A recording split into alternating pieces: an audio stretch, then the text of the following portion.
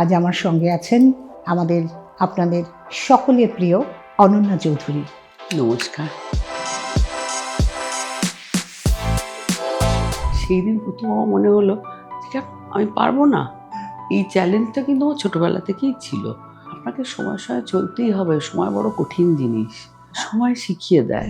আমার চেহারা নিয়ে কিন্তু খুব ক্রিটিসিজম ছিল একসময়, ছোট থেকে। মানে আমার ফ্যামিলিতে আমি সবথেকে রং ময়লা। ঠিক কিভাবে দেখেন নিজেকে? আমার তো মনে হয় আমি খুব আনসাকসেসফুল, অপূর্ণ একটা মানুষ। না আমি ভালো মা হতে পারলাম, না ভালো স্ত্রী হতে পারলাম। আমি কিছুই তো মনে হয় পারলাম না। কোথাও একটা অপপ্রচার কাজ করে। শোনা খারাপ। হ্যাঁ, শোনা খারাপ। কেন এরকম একটা ধারণা আমি হলো? একটা কথা বলি। এবার গল্প নয়, ঢেউ উঠল কথা সাগরে। নোয়ার গল্প জাহাজের ভোঁ বেজেছে, ভোঁ বেজেছে। কথা হবে অন্তরঙ্গ, কথা হবে অকপট, ফিরে দেখা, সরাসরি ট্রিগারে আঙুল রাখা, জীবন এবং যৌবনের। জলে স্থলে জোয়ার আনু, নোয়ার গল্প জাহাজে এবার শুনুন না বলা কথা।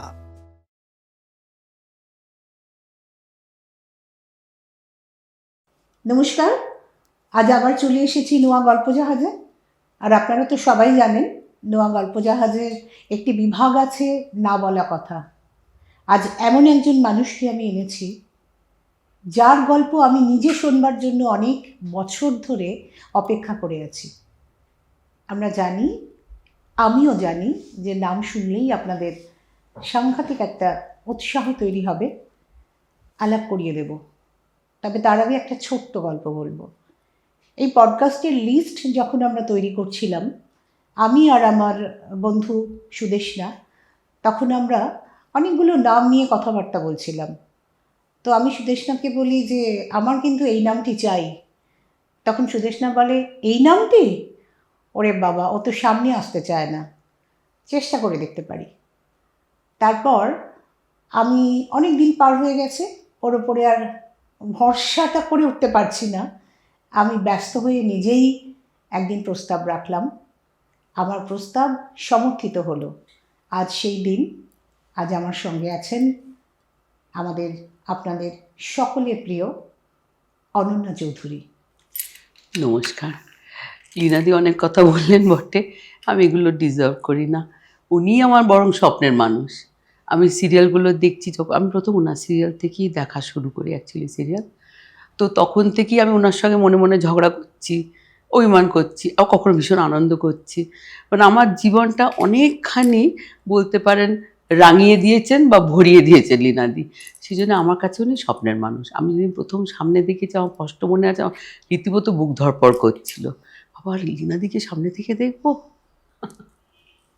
আমি আপনারা বুঝতেই পেরেছেন, কিন্তু কিছু মানুষ তো থাকেন আড়ালে থাকা, যাদের অভ্যেস।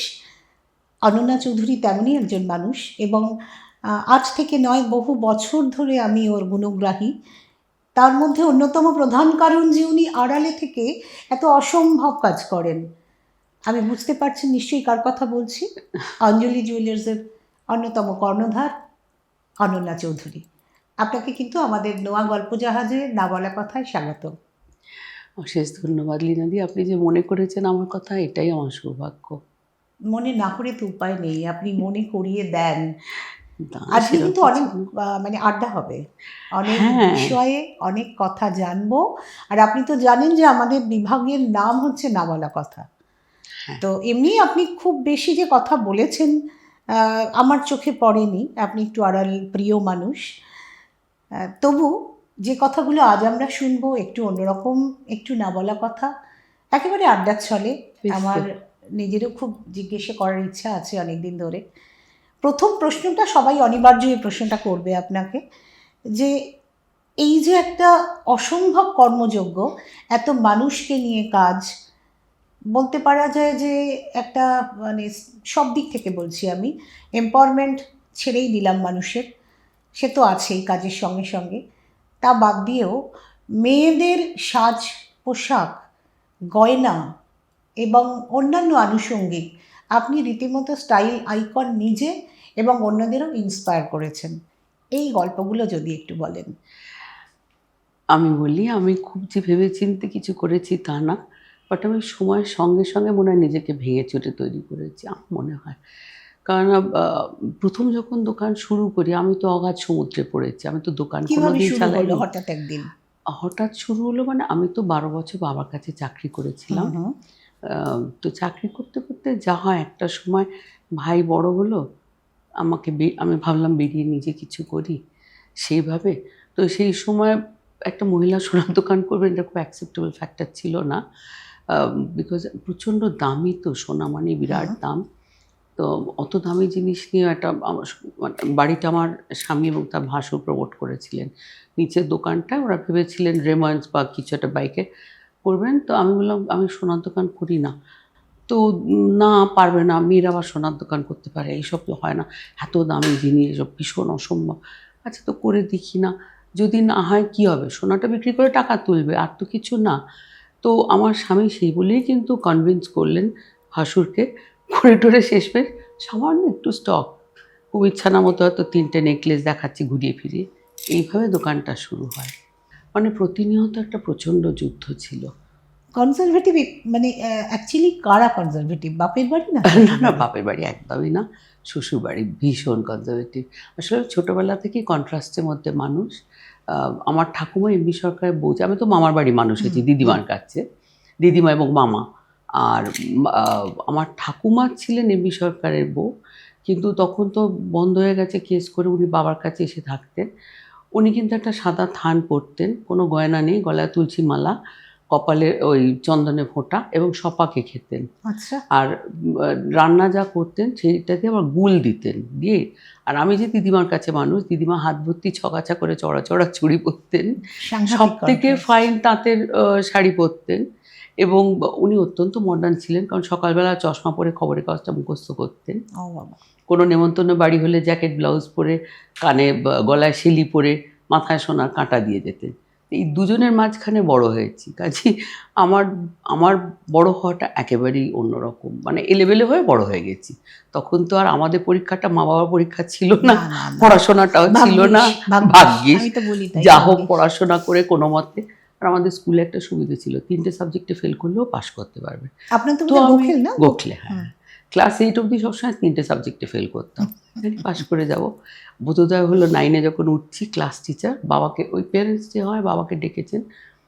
বাবা খুবই ভালো স্কুল, খুবই ভালো স্কুল, এবং আমাকে বললেন, বাবাকে বললেন ওর দ্বারা পড়াশোনা হবে না, আপনি টিসি নিন, ও ফ্যাল করবে, ফ্যাল। বাবা বাড়ি এসে কাঁদতে লাগলেন, এমনি বাবা একটু কাঁদুনে, খুব সেন্টিমেন্টাল, তার উপর ওইটা অপমান। সেই দিন প্রথম আমার মনে হলো কেন আমি পারবো না। এই চ্যালেঞ্জটা কিন্তু আমার ছোটোবেলা থেকেই ছিল, জেদ এবং চ্যালেঞ্জ। হ্যাঁ। তো উনি সংস্কৃত টিচার ছিলেন, আমি সংস্কৃততে এবং ইকোনমিক্সে আমি এমনি খুব ভালো ছিলাম, আর লজিক আমার মাইমা পড়াতেন। ওইটা তখন আমার চ্যালেঞ্জ হলো, না, I will be the best, করতেই হবে, করে দেখাতেই হবে।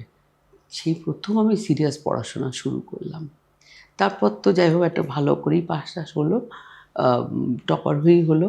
তো কলেজে ভর্তি, আমি খুব দুষ্টু যে বললাম, মা বাবার পরীক্ষা না আমার পরীক্ষা। আমি জানি আমি 3টে সাবজেক্টে লেটার পাবো, আমার ইলেকটিভ ম্যাথস 4th সাবজেক্ট দেওয়ার দরকার নেই, আমি ইকোনমিক্স অনার্স পেয়ে যাবো, কোনো ব্যাপার না। কিন্তু দুঃখের কথা আমি জানতাম না প্রেসিডেন্সিতে ইলেকটিভ ম্যাথস না থাকলে ইকোনমিক্স অনার্স হবে না। সেই একটা হৃদয়ভঙ্গ অভিজ্ঞতা। যাই হোক, তখন ঠিক করলাম ঠিক আছে সংস্কৃত অনার্স নেব ব্রেবনে, মানে ভাবুন কোথায় ইকোনমিক্স আর কোথায় সংস্কৃত। আমি ব্রেবনে গিয়ে সোজা সংস্কৃত অনার্সে অ্যাপ্লিকেশন করে ভর্তি হলাম, হয়েই মামার সঙ্গে বিলেত চলে গেলাম, বিলেত বেড়াতে। মা বললেন হ্যাঁ ঘুরে আয়, কোনো মানে আমি ব্রেবনে ঢুকেছি আমি পড়াশোনা, তখন তো অ্যাডমিশন টেস্ট দিতে হতো, তার আগে 3 মাস আমাদের পড়তে হতো। ফিরে এসেছি যখন বোধহয় 2 হপ্তাহ 3 হপ্তাহ আগে, তখন শিবানীদি ছিলেন আমাদের হেড অফ দ্য ডিপার্টমেন্ট। উনি বললেন যে ক্লাসের যেদিন প্রথম প্রেজেন্ট বললেন তোমার দ্বারা অনার্স হবে না, কারণ তুমি কিচ্ছু পড়োনি, তুমি পাসে চলে যাও। আমি শুধু আস্তে আস্তে বললাম আচ্ছা আমি একটু চেষ্টা করে দেখি, আমি না পারলে পাসে যাব। আমি কিন্তু ওটাতে ফার্স্ট হলাম। বর্ষার ওপর একটা এসে লিখতে দিয়েছিলেন উনি, পরবর্তীকালে আমার ভীষণ স্নেহ করতেন। মানে সূচনা দেখেই বোঝা যায় যে ভবিষ্যৎটা না সেরকম কিছু না, জেদটা মারাত্মক। হ্যাঁ না, ওইটা ভেতর থেকে কি জানেন তো, যখন কেউ কোনো প্রেশার দেয় না, your all on your own, আপনি জানেন নিজের জীবনটা আপনি চালাবেন, তখন অটোমেটিক্যালি আমার মনে হয় ভেতর থেকে জিনিসটা এসে যায় যে না আমি কিছু করবো। কিন্তু আপনি যে এই যে কর্মযোগ্য, এটা তো সাংঘাতিক প্রেশার আছে। এই প্রেশারটা কাছে তো আমি নিজের pressure। নিজের প্রেশার নিজে নিয়েছি। না, কেউ দেয়নি। না, এটাও আমার কাছে একটা চ্যালেঞ্জ। আমি নিজেকে করে দেখাবো। আমি এটা আমি ঠিক নিজেকে করে দেখাবো থেকে বলতে পারি না, আমি একটা ছায়াযুদ্ধ করি। এই ছায়াযুদ্ধটা কি এবং কার সঙ্গে? ছায়াযুদ্ধটা একটু দুঃখজনক হলেও, হ্যাঁ, আমি বলিনি কখনো হয়তো, বাট হ্যাঁ, আমি নিশ্চয়ই সেটা বলবো। আমি যখন বিয়ের পর, আমার খুব সম্ভ্রান্ত পরিবারের বিয়ে হয়, আমি বারবার বলেছি। তারা অত্যন্ত সম্ভ্রান্ত, অত্যন্ত বড় লোক, এবং জমিদারিও আছে ওনাদের ভান্ডারহাটিতে। এই পরিবারে আমার বিয়ে হয়। কিন্তু কি বলুন তো, খুব ডিসিপ্লিন পরিবার। হয়তো টাকা পয়সা ওরমভাবে যে উড়িয়ে দেওয়ার টাইপের না, আজও নয়, সেই জন্যই ওনারা এত ভালো আছেন। তো ওইখানে বিয়ে হয়ে যেটা হলো, খুবই ভালো হলো। আমি প্রথম 3 বছর ভাইজ্যাগে ছিলাম, আমার স্বামী ওইখানেই ছিলেন কর্মসূত্রে। ফিরে এলাম, ছেলে ভর্তি হলো আপনার মনগ্রেসে।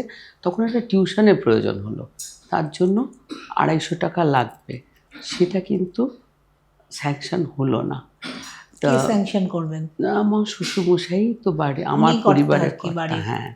না, উনি বললেন যে ওইটাই ওখানেই পড়াতে, তখন টিউশন অ্যাকচুয়ালি কেউ মাহাত্ম বুঝতো না, পড়াতে হবে না। কিন্তু আমিও ডিসাইড করলাম ওখানেই পড়াবো। মাকে বলতে, মা কিন্তু বললেন না যে আমি তোকে দিয়ে দিচ্ছি পড়া। মা বললেন তো তুই কাজে আয় না, তুই এত ডিপ্রেশনে ভুগছিস, এত কষ্ট পাচ্ছিস, কাজে আয়। আমি বাবাকে বলছি তোকে মাইনে দেবে। দেখুন, হাত থেকে টাকা না চাওয়া, না, আত্মসম্মানটাকে তৈরি করে আমি দেওয়া আত্মসম্মানটা এবং কিন্তু, ভ্যালু হ্যাঁ, সিস্টেম। এটা ছোটবেলাতে আমার মামাকেও দেখেছি। মামা ব্যাংকে 25 টাকার মাইনের চাকরি, যিনি আমাকে অ্যাকচুয়ালি আমার মেন্টর, 25 টাকা মাইনের চাকরি থেকে মামা কিন্তু যখন ফাইনালি রিটায়ার করলেন, উনি ইস্টার্ন এশিয়ার ডিরেক্টর। প্রথম বাড়িতে একটা এসি আসছে, আমার মনে আছে। আমার স্কুল যেহেতু একটু বেলায় ছিল, দুটো বড় বড় বাক্স। কী ব্যাপার না, মামার এসি এসছে, ব্যাংক থেকে এসি স্যাংশন হয়ে এসছে। তো প্রচণ্ড আনন্দ, বাড়ি এসে ঠান্ডা ঘরে থাকবো প্রথম জীবনে। আমার কিন্তু এসি অনেকদিনই ছিল না। কন্ট্রাস্ট দেখেছেন লাইফে। একদম কন্ট্রাস্ট।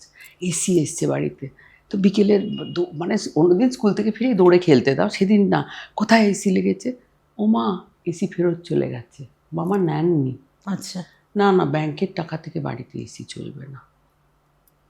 এই মামার কাছে আমি মানুষ হয়েছি, সারা জীবন সেলফ ড্রাইভ করেছেন। কোনোদিন দেখিনি উনি যে অত বড় চাকরি করতেন, এটা বাড়িতে কোনোদিন আমরা বুঝতে পারিনি। তার তো একটা রিফ্লেকশন আপনার একটা, জীবনে হ্যাঁ, আছে। আত্মসম্মান বিক্রি করে, আত্মসম্মান বলি দিয়ে আমি কোনোদিন কোনো কাজ করতে পারবো না, তাই হাত পেতে টাকা চাইতে পারিনি। কিন্তু যেখানে আমি এত পরিশ্রম করেছি, আমার ছেলেকে হয়তো সেভাবে সময় আমি দিতে পারিনি, কারণ কাজ করেছি যখন এর তখন। জন্য কি আক্ষেপ আছে? না, ভীষণই আক্ষেপ। কোন মায়ের থাকবে না বলুন? আমি খুব কিন্তু মা তো একটা হোম কাজ লাভিং, করছেন, এটাও আমি তো খুব হোম লাভিং। আমি দৌড়ে, আমার ভীষণ কষ্ট হতো, কারণ আমি নিজে হাতে ছেলেকে পৌঁছেছি চিরকাল।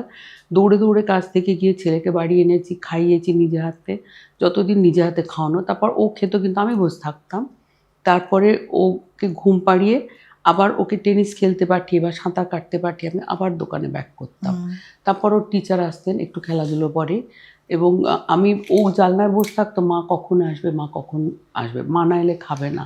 তো আমি এসে ওকে খাওয়ানো, খুব কষ্ট হয়েছে তখন, কিন্তু খুব এর একটা অন্য পরিশ্রম। দিক আছে। আমি নিজেও যেহেতু ওয়ার্কিং একজন ওম্যান, আমার তো ছেলে আছে, একাই ওরমভাবে আপনার মতো খানিকটা এক্সপিরিয়েন্স। কিন্তু আমি দেখেছি এই ছেলেমেয়েরা কিন্তু খুব রেসপেক্টফুল হয় মায়ের প্রতি, ভীষণ, মায়ের কাজটাকে খুব সম্মান করে। একদম, ও ভীষণ এটার একটা সম্মান অন্য করে। দিক। হ্যাঁ, ও ভীষণ সম্মান। আমার কষ্ট হয় আমি সময় দিতে পারিনি, কিন্তু এত কিছু করার পর, যে জন্য আমি আপনাকে বললাম যে আমার ছায়াযুদ্ধ চলে। ছায়াযুদ্ধটা কার সঙ্গে? আমার শ্বশুরমশাই মারা যাওয়ার পর উইলে লিখে গেলেন, উনি ওর সম্পর্ক খুব রাগ করেছিলেন, বা করা স্বাভাবিক। প্রথম কথা, এটা ইন্টারকাস্ট ম্যারেজ, উনি কায়স্থ। এটা আপনাদের উনি বাবা, অনেক প্রশ্ন তৈরি হচ্ছে। প্রেমের বিয়ে তো, ভালোবাসা বিয়ে? ভীষণ ভালোবাসার বিয়ে। ওটা শুনবো আমি, হ্যাঁ, ছায়াযুদ্ধটা বলবো। হোক। ছায়াযুদ্ধটা বলিনি, ওটা বলবো। তো কায়স্থ বলে উনি আমার তখন একদমই অ্যাকসেপ্ট করেননি, বা পরবর্তীকালে অ্যাকসেপ্ট করলেও এটা ওনার পছন্দের আমি ছিলাম না। তারপর বাড়ির কারোর সঙ্গে আমার মিল নেই, আমি কালো, আমি মানে উইয়ার্ডও প্রকৃতি, নিজে গাড়ি চালিয়ে ঘুরি, এগুলো কোনোটাই মনোমতো নয়। মানে গুণ হিসেবে গণ্য হলো না, না। গুণ তো নয়, এটা ভীষণ খারাপ গুণ। তারপরে উনি গাড়ি চাবি তুলে নিতেন আমার বর বাইরে গেলে, যখন কলকাতা চলে এলাম। অবশ্য বাবা তো একটা জিপ গাড়ি দিয়েছিলেন, আমি জিপ তাই চালাবো, মানে একটা হয় না, একটা স্পিরিট ছিল খুব। তো এইসব করতে করতে আমি নিজে কিন্তু রোজগার করেই চালাতাম, যেটুকু নিজস্ব একটুকু। আমার বরের টাকা তো অবশ্যই ছিল, যেটা ওর মাইনেও আমাকেই দিত চিরকাল। তো যাই হোক, তো উনি মারা যাওয়ার পর উইলে লিখে গেলেন আমি আনলফুলি আমার বরকে ইনস্টিগেট করেছি ওনার সম্পত্তি হাতাতে। এই একটা জিনিস আমি আমৃত্যু ভুলব না, আমৃত্যু ক্ষমা করব না, আমৃত্যু ঈশ্বরের কাছে অভিযোগ জানিয়ে যাব যেটা উনি সঠিক করলেন না। আপনি এত কিছু করার পর এই কথাটা তো এস্টাবলিশড হবে না কোথাও। আপনি বলছেন হবে না, কিন্তু এই লেখাটাকে তো আমি মানতে পারবো না। না, বলছি এটা তো আমি- কোথাও এস্টাবলিশড আমি করতে ওই পারেন জন্য প্রাণপণ চেষ্টা করে গেছি যে এই যে যেটা অনেকেই বলেন যে এত বড় লোক শ্বশুরবাড়ি, আমি এইটাকে কিন্তু ছায়াযুক্ত করে এগিয়েছি যে আমি এই জায়গাটায় নিজেকে নিয়ে যাব। আপনার আমাকে আমার নামে চিনবে। চিনবেন, হাজবেন্ড বুঝতে পারে আমার, ও খুব আন্ডারস্ট্যান্ডিং। আচ্ছা, ওই মানে জন্য এই যে একটা কষ্ট হ্যাঁ, জায়গা এত আপনার, রিস্ক নিয়ে আমি এত দিকে এতভাবে এগিয়ে পড়ি, সব সময় যে মানে ও সেটা ভয় পায় আবার এটা করছে, কিন্তু আমি শুনি না, কারণ আমি জানি I have to prove a point. আমি সংস্কৃত ফার্স্ট ক্লাস সেকেন্ড ইউনিভার্সিটি, আমি শিক্ষিত মানুষ। আমি এটা অ্যাকসেপ্ট করব না যে আমি আমার বরকে ইনস্টিগেট করেছি কারো সহ, যেখানে আমি কোনোদিন ওনার কোনো সম্পত্তিতে যাইনি। ওনার যে বাড়ি সল্টলেক আমি কোনোদিন থাকিনি, ওনার লেক রোডের বাড়ি আমি কোনোদিন থাকিনি, ওনার বালিগঞ্জের বাড়ি আমি কোনোদিন থাকিনি, আমি ওনার গাড়ি নিয়ে কোনোদিন কেউ দেখেনি কোথাও গেছি, কোনোদিন আমার শাশুড়ি গয়না চেয়ে তো পড়িনি। উনি কি একই ছেলে? না, দুই ছেলে। দুই ছেলে। আমার বর ছোট। আচ্ছা, তো কিন্তু এমনিতেই তো কিছু সম্পত্তি মানে সম্পূর্ণ ত্যায্য করে উত্তরাধিকার উনি সূত্রে আসবে। আমাদের সম্পূর্ণ ত্যায্য করেছেন। আচ্ছা, না, কোনো অসুবিধে নেই।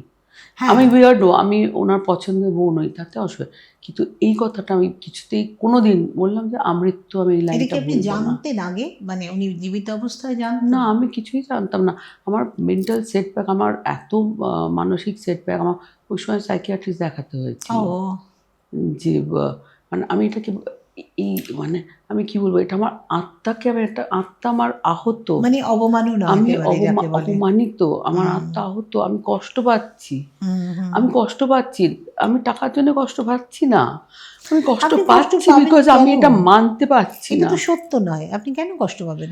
না, এই জন্যই তো পাচ্ছি। এই লেখাটা তো আমার পরবর্তী প্রজন্ম দেখবে, তার পরবর্তী প্রজন্ম দেখবে, তারা তো থেকে আমাকে গেল আর কি। থেকে গেল লেখাটা, এই মিথ্যে লেখাটা থেকে গেল। কেন, ওয়াই?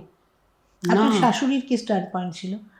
শাশুড়ি ভীষণ ভালো মানুষ, আমি ওনাকে বলতাম মাদার মেরি, ওনার মতো মানুষ হয় না, কিন্তু উনি এর বাইরে স্বামীর বাইরে নিশ্চয়ই যাবেন না।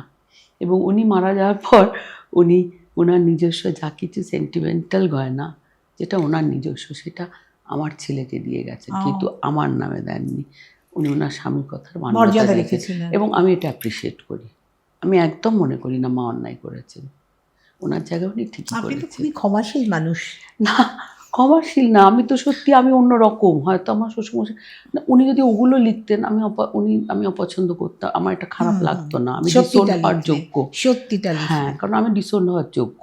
আমি ওনার কথা শুনিনি, আমি চাকরি করেছি, গাড়ি চালিয়েছি, নিজের মতো জীবনযাপন করেছি, এটা না। কিন্তু এই মিথ্যেটা আমি মানবো না যে আমি আপনার স্বামী বোঝেন আপনি টাকা যে নিয়ে- কষ্ট পান এটা নিয়ে? হ্যাঁ, ও বোঝে বলেই ওই একমাত্র, বা আমার ছেলেও, আমার বৌমাও, ওরা আমাকে সব সময়, আমি হয়তো খুব যখন রেগে যাই বা খুব কখনো আউটবাস্ট হলে, ওরা সবসময় আমাকে এটা বলে, কেন তুমি এরকম করছো? কেউ এটা মানবে? কেউ না, কেউ কোথাও না, এস্টাবলিশ করা এটা যাবে, এস্টাবলিশ তা করা বললে যাবে না। হবে না, লেখাটা রয়ে যাবে, লেখা রয়ে যাবে। কালিদাসের কাব্য রয়ে গেছে, উপনিষদ, বেদ, কত দুর্ভাগ্যজনকভাবে এটা রয়েছে। কোনো কাব্য নয়। এটাই একটা বদ কাব্য বলতে পারেন। আমার দুর্ভাগ্য, মানে আমি ভীষণ আপনি আপনি তো স্বীকৃতি করেছেন, আমি খানিকটা জানি যে এটা না কোথাও দাঁড়ায়নি, দাঁড়াবেও না। আমি আমার মানুষের কোনো আশীর্বাদ আছে স্বীকৃতি আপনার সেবা সঙ্গে। কাউকে বলি না। আমাকে অনেকে বলে তুমি কেন বিজ্ঞাপন, সবাই বিজ্ঞাপন দেয়, এই করছি স্কলারশিপ, আমি মনে করি সেবা ধর্ম না, সেটা আমি থাকে না। খানিকটা জানি যে আমি আপনি যদি বিজ্ঞাপন দিই, কত রকম ভাবে মানুষকে না। সাপোর্ট করেন, মেয়েদের পাশে না, থাকেন, কর্মীদের মেয়েদের পাশে থাকেন। না বলাই ভালো, যেটা না বলা কথা কিছু থাকে সেটা একেবারেই না বলা থাক। না, বুঝেছি, এটা আপনি সেবা বলতে চান ধর্মটা না। নিয়ে আমি কিন্তু কিছু এটা বলতে আমি চাই না। আমার আমার সমাজ সেবার দিকে খুব ইচ্ছে আমার করে, যতটুকু সামর্থ্য আমি সব রকম ভাবে চেষ্টা করি। না, মানে এই কারণে আমারও গ্র্যাটিটিউড, আমি এটুকু জানার সুযোগ পেয়েছি যে আপনি অনেকের পাশে থাকেন এবং এই সহায়তাটা আছে। এটা তো সত্যি, মানুষ তো হাত বাড়িয়ে দেয় না। আর আজকালকার দিনে তো আরও যত সময় যাচ্ছে, পাশে একটা শক্ত হাত আছে, মানে এটা একটা বিরাট ব্যাপার। এই প্রসঙ্গে বলি, কালীবাবু বলে এক বৃদ্ধ, মানে আমার বাবার কাছে কাজ করতেন, আমার কাছে পরে করতেন, ওনার দুই ছেলেও আমার কাছে, এরকম অবনীবাবু যিনি আমার বাবার কাছে করতেন, তারও ছেলে মেয়ে সব আমার কাছেই আছে। তো কালীবাবু রিসেন্টলি চলে গেলেন, প্রজন্মের পর প্রজন্ম। হ্যাঁ চলে গেলেন। উনি যখন খুব অসুস্থ, তখন আমার একটি ছেলেই বলবো, ওরা ম্যানেজার বলবো না, ওকে বলেছে, কালীবাবু আপনার ছেলেদের সব ঠিক মতো ব্যবস্থা করেছেন তো, সব টাকা পয়সা ঠিক? কালী বললেন, কেন, দিদি তো আছে, আর ওরা তো দিদির কাছে আছে, আমি ভাববো কেন, তাহলে আমি কত কিছু বড় করিনি। ভরসা! এই ভালোবাসাটা, এই বিশ্বাসটা হচ্ছে আমার মূলধন, আর এই নির্ভরতাটা হচ্ছে আমার দায়িত্ব। কিন্তু এবার আমরা সদ্য ভ্যালেন্টাইন্স ডে গেছে, আপনার অ্যাটায়ারের মধ্যেও সেটা রয়েছে। বসন্ত। এবার বসন্ত, এবার আপনার জীবনের বসন্ত সম্পর্কে একটু জানতে চাইবো। কি পটুর সঙ্গে প্রেম? একদম। ওর ভালো নাম উত্তীয়, কিন্তু আমি ওটা বলি না, ভীষণ দুঃখের নাম, পটুই বলছি। সেটা ভীষণ মজার ব্যাপার। আমার দুই বান্ধবী ওর দুই আত্মীয়কে ডেটিং করবে। আমাদের সময় তো ডেটিংটা খুব মানে অদ্ভুত ব্যাপার ছিল, 7:30 8টার মধ্যে বাড়ি ফিরতে হবে, কি করা যায়। আমার জন্মদিনে ওরা দুজন আসছে, ওদের জন্মদিনে আমি যাচ্ছি, এই করে বেরিয়েছি ওদের নিয়ে আমাকে বেরোতে হবে আসলে। তো গেছি, কোথায় যাবো না, ইন অ্যান্ড আউট ডিস্কোথেক, বেশ ভালো। তা আমার তখন এক বান্ধবী শাসিয়ে দিল, শোন ওখানে কিন্তু পটু আসবে, ও কিন্তু লেডি কিলার, তুই একদম পাত্তা দিবি না। বললাম ভ্যাট, পাত্তা দিচ্ছে, ছাড় তো, আসুক, হলো টলো। তা আমি তখন ভীষণ টম বয়স, ছোটো ছোটো চুল, আর একদম ওরকম প্রেম করা টাইপ তো নয়। তো গেছি, তো ওরা তো খুব নাচছে, আমি বসে আছি, আর পটু পাশে কানের কাছে ঘ্যান ঘ্যান করে বলেই যাচ্ছে ওর পুরনো ফ্রেম যে ছিল সে কীরকম ছিল। আমি বেশ খানিকক্ষণ ধৈর্য দেওয়ার পর হঠাৎ ভীষণ বিরক্ত লাগলো, আমি ঠাট করে মাথায় একটা চাঁটি মারলাম খুব জোরে। তখন থেকে খুব খারাপ ভাষা বলছি, ভ্যাড় ভ্যাড়, তখন থেকে বকে যাচ্ছে, চুকার, শুনতে পারবো না, সবাই নাচছে উনি বকছেন।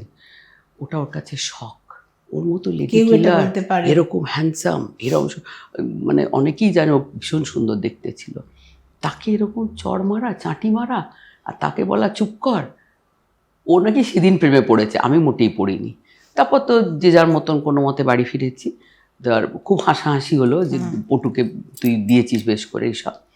তারপরে কলেজে হঠাৎ দিকে একদিন হাজির, আমি কী হচ্ছে না, একটা চিঠি, মানে ওর আত্মীয় একটা চিঠি দিয়েছে আমার বান্ধবীকে, তখন পোস্টে দেওয়া যাবে না, বান্ধবীর বাবা ধরবেন, তো বান্ধবী আমার পাড়ায়, আমি চিঠিটা নিয়ে যাবো। এরকম দু একবার চিঠি দিতে একদিন আমার বললো, আমার সঙ্গে লাঞ্চে যাবি?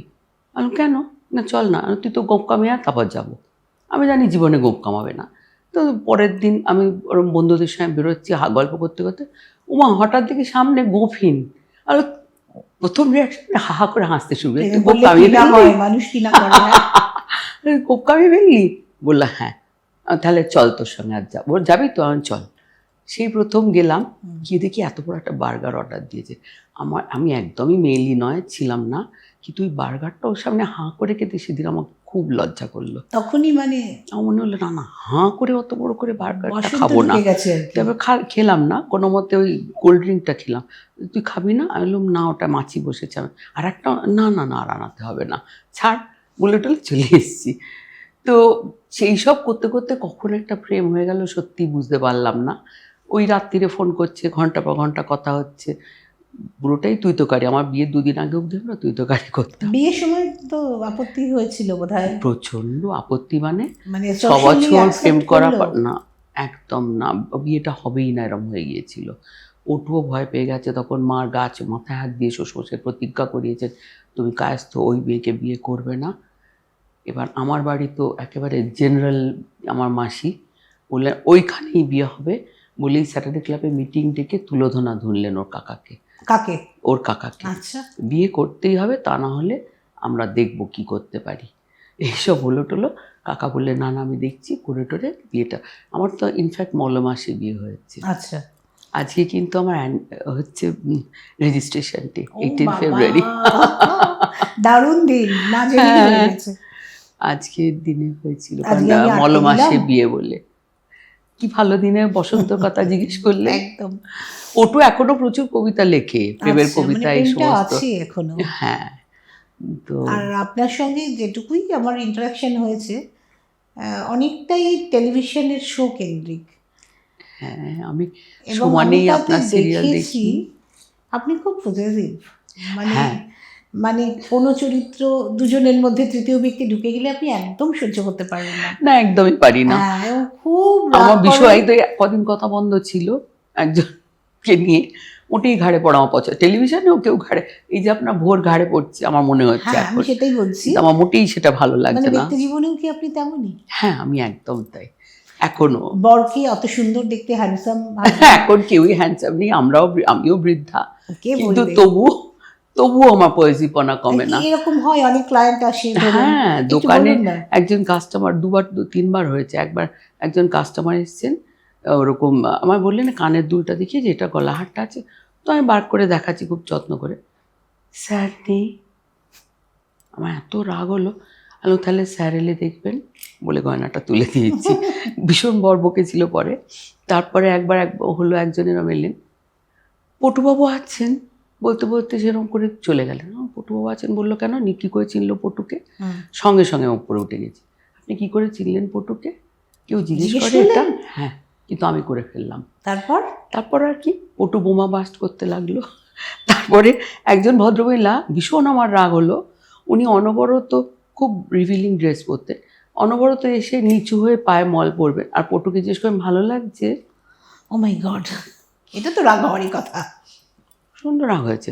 এবার একদিন আমি তককে তককে আছি, তিনি এসছেন, এসে উনি পয়েলটা চেঞ্জ করে নেবেন, এবার পটুকে ডেকেছেন। পটু বেচারিও নয়, ওরও নিশ্চয়ই ভালোই লাগতো।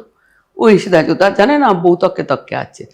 হ্যাঁ, বল এটা কেমন লাগছে, যেই নিচু হতে গেছে আমি বলছি, বেরিয়ে এসছি আমি, এক্সকিউজ মি, পায়েল কিন্তু এক্সচেঞ্জ হবে না, কারণ পায়ে পড়া জিনিস আমরা ভেতরে রাখি না। ও আমি সরি। আমি তো গম্ভীর হয়ে এমন ঠান্ডা কটমট গলায়, করে তাকিয়ে আছি, শান্ত আর কোনো দৃষ্টিতে। কথা নয়। ওই পায়েল নিয়ে উনি চলে গেলেন। তারপরেই তো পটুর সঙ্গে আমার লেগে গেল তুমুল। এইসব আমাদের মানে চলতেই এটা থাকে। এখনো আছে, তার মানে কোথাও একটা কিশোরী মন এখনো ভীষণ ভাবে। না, আমি তো মনে করি আমি চিরকিশোরী। হ্যাঁ, না আছে আমার সেটা। খুব ভাল লাগে মেঘ ডাকলে, আমার খুব ভাল লাগে। আগে তো আমি বৃষ্টি হলে শুনেছি আমি আপনি সবুজ শাড়ি, শাড়িও, হ্যাঁ। বৃষ্টি পড়লেই আমি সবুজ শাড়ি পরে ভিজতাম, তখন তো খুব লম্বা চুল ছিল। হ্যাঁ, এখনো আমার খুব ভাল লাগে। আমার ফুল দেখলে যেমন মানে হিন্দি সিনেমার মতো মনে হয়, ফুলের মধ্যে দিয়ে হাঁটি, সবই ভালো লাগে। ভালো লাগা নিয়ে তো জীবনটাকে বেঁচে খুব আছি। এনজয় করেন আপনি। আমি ওই ভালো লাগাগুলো নিয়েই বেঁচে আছি, কারণ আর তো কিছু নেই জীবনে, না, খালি অনেক কাজ, কিছু আছে। ওই কাজ আচ্ছা, আপনি কাজে আমাকে বলুন, এই যে আমি যদি ভুল না করি, বোধহয় 36টা আউটলেট আপনাদের। 33টা, 3টে তৈরি হচ্ছে। মানে 36ই হলো। তো এই যে আমার মনে হয় না যে আর কোনো বাঙালি এইভাবে এই এই আমি ধরনের। জানি না, আমারও মনে হয় সেন্ট্রালি ম্যানেজড 33টা নিজস্ব দোকান, আমি ঠিক জানি না আছে এবং কিনা। সব তো নিজের রাজ্যেরও নয়, তার বাইরেও না, আছে। দিল্লিতে আছে, আমরা বাইরে আরো খুঁজছি। কিন্তু এটা একটা হারকিউলিয়ান টাস্ক, যদিও আমি একলা করি না, আমার হ্যান্ড, আমার ছেলেরা আমার রত্ন। না, সবাই আছে, কিন্তু মাথাটা তো একটাই। কি একটা করে পারেন, মানে কি করে? আমি জানি না, এটা আমার মনে হয় ভেতর থেকে আসে, হয়তো ব্লাডে আছে, আমার পিতৃগত বা আমার ঠাকুরদা এই নিয়ে। কিন্তু আমি সত্যি, আমার মনে হয় এই 33টা দোকান, কিন্তু আপনি যখন যে দোকানে যাবেন, আপনি যদি অর্ডার দিতে চান, ওরা অর্ডার নিয়ে নেবে, আমি সেই অর্ডার এক্সিকিউট। একদিনে সোনার বাটি তৈরি হয়ে মালদা চলে গেছে। আচ্ছা, ওটা কিন্তু খুব ডিফিকাল্ট কাজ। শুনতে মনে হয় কিছুই না, একটা বাটি তৈরি করা কি, তা কিন্তু নয়। ধারণে আংটি সঙ্গে সঙ্গে গেছে, তৈরি হবে। মানে এরকম প্রচুর অর্ডার আমি একদিনে করে দেবো, কারণ আমি তো কারখানা, আমি যে দোকানে যাই, আমি কিন্তু দোকানে ঢোকার সময় পাই না, আমি কারখানা নিয়েই থাকি। সেই যে ঢুকি রাত্রি 10টায় বেরিয়ে, শুধু কারখানা। একটা কথা না, আমি বলছি, আপনি কিভাবে নেবেন আমি জানি না, কোথাও একটা একটা অপপ্রচার কাজ করে। শোনা খারাপ। হ্যাঁ, শোনা খারাপ। তো আমি এই অপপ্রচারটা আমার কানেও এসেছে, কিন্তু আমি ব্যক্তিগত অভিজ্ঞতায় দেখেছি সেরকম কোনো ব্যাপার নয়। তো এটা বোধহয়, আমার মনে হয় এটা জানাও দরকার লোকজনের, যারা এরকম একটা ভুল ধারণা নিয়ে বাস করছেন। কেন এরকম একটা ধারণা আমি হলো? একটা কথা বলি, একটা মেয়ে হুম। সাকসেসফুল আমাদের সমাজে কি সত্যি সবসময় মেনে নেয়? আপনি বলুন তো। আপনি যেখানে আছেন সে জায়গায় কি একইভাবে প্রথম আপনাকে অ্যাকসেপ্ট করেছে? না, নিশ্চয়ই এখানে আপনাকে বিশাল যুদ্ধ করতে হয়েছে। আমাকেও অনেক তাই। ছায়া যুদ্ধ থাকে। তবে আমারও তাই। আমার বিখ্যাত প্রতিষ্ঠান বা আমার আত্মজনেরা বলেছেন সোনা খারাপ। মানে তাদের রটিয়ে মনে দিতে পারলে হয়েছে ব্যবসাটা হ্যাঁ, করলে। এগুলো উইসপার ক্যাম্পেইন। হুম। তো উইসপার ক্যাম্পেইনে নিশ্চয়ই লোক রিয়াক্ট করবে, কেন করবে না? বা বলবে। দেখুন, একসময় পানের গয়না ছিল, সেই সময় হয়তো আমরা আজ বুঝতে পারতাম না, হুম। সেটা একটা আলাদা অধ্যায়। হুম। কিন্তু যে সময় থেকে হলমার্ক শুরু হয়েছে, তখন তো আর সেই সুযোগটাই নেই। কোথায়? আর প্রত্যেকটা গয়না ইউনিক নাম্বার। আপনার গয়নাটার যে নাম্বারটা, হুম। ওটা টাইপ করলেই বেরিয়ে যাবে ওটা আপনি কোথা থেকে কিনেছেন, মানে কোথাকার। অঞ্জলি জুয়েলার্স সঙ্গে সঙ্গে আমার ক্যাশ মেমো আসবে, ওখানে আসবে না কিন্তু আমার কাছে আসবে। হুম, হুম। কাজে এখন প্রত্যেকটা ইউনিক নাম্বার। এখন এত তো ট্রান্সপারেন্ট। তা সত্ত্বেও লোকে বলেন আপনাদের এখনো কি সোনাটা এটা ভালো বলে? হবে। এখনো বলে? হ্যাঁ, হ্যাঁ। আপনার একজন প্রফেসর ধরুন, উনি কিনছেন, উনি আমাকে জিজ্ঞেস করলেন, আপনার সোনাটা ভালো হবে? আমি বললাম, আপনি বিশ্বাস করতে না পারেন, কিনবেন না, কিন্তু সোনাটা তো আমার নয়, হলমার্ক তো বাইরে। হাসতে হাসতে বললাম, আপনি এত শিক্ষিত মানুষ, আপনি হলমার্ক দেখে কিনবেন, আপনি অঞ্জলি দেখে কিনবেন না। একবার এরম হয়েছে, একজন এরম বলেছেন যে আপনাদের তো সোনা শুনেছি খারাপ। আমি সঙ্গে সঙ্গে বললাম, আপনার তো অপশান আছে। মানে হোয়াট ইজ অপশন? খুব ইংরেজি বলেন। মানে অপশান হচ্ছে আপনি অন্য জায়গায় কিনবেন, বলে জিনিসটা তুলে দিলাম। মানে আপনি যদি বিশ্বাসই করতে না পারেন, আপনি সোনা কিনবেন না, সোনা তো অ্যাসেট। হুম। কিন্তু বিশ্বাসযোগ্যতাটা তৈরি করা, আজকের দিনে দাঁড়িয়ে আমি কিন্তু যা দোকানদারি করি দোকানের টাকাতেই করি। এবং আমার যারা কেনেন, আমি বলছি আপনাকে, বিশ্বাস করে ভরসা করে, বেশিরভাগই মানে সাধারণ মানুষ থেকে অসাধারণ মানুষ অবধি কেনেন। হুম। আমি নেম ড্রপিং করব না, কারণ আমি চাই না কারোর নাম ভাঙিয়ে খেতে, কিন্তু তারা সবাই বিশ্বাস করে কেনেন এবং তাদের জন্যই তো আমি আজ আসবো। আমি তো কিছু ইনহেরিট করে আনিনি, আমি আমার কিছু যেন বংশ মনে হয় পরম্পরায় পাইনি, আমার সাধারণ স্বামী মানুষ। কিছু নিয়ে আসেননি, হ্যাঁ। আমার বাবা কিছু দেননি, নিজে আমার একদম। শ্বশুর এই আমার খদ্দেররা দিয়েছেন।